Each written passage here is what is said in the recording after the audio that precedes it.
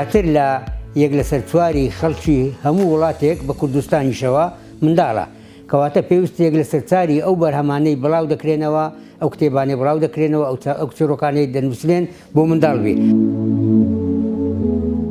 ئەو ئەساسی ئەو بنیاتی خۆتیە هەڵبژاندن و نویسەری زۆروکان وەختی دەست نویسینێت کرد بۆ زۆروکا دەبێت هەندێک تشتال بەرچاو بگیریتن.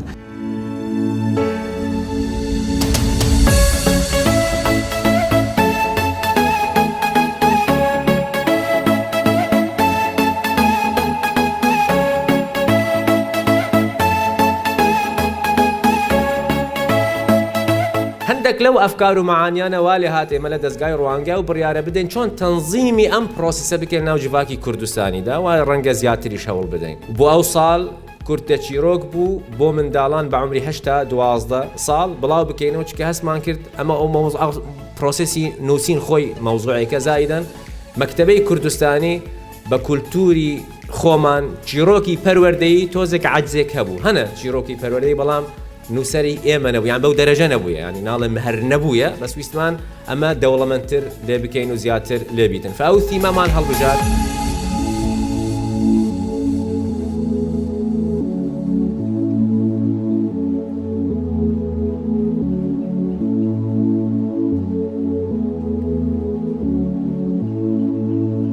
هەنگاوێکی باش بە تایبەتی بۆ مناڵان بۆ پەروەردەی مناڵان و دیاریکردنی چەمکەکەش کە چەمکی پەروەردەی مناڵانە بە تایبەتی چوویەکی مناڵان زۆر گرنگە بە تایبەتی لە کوردستانی ئێمەیە.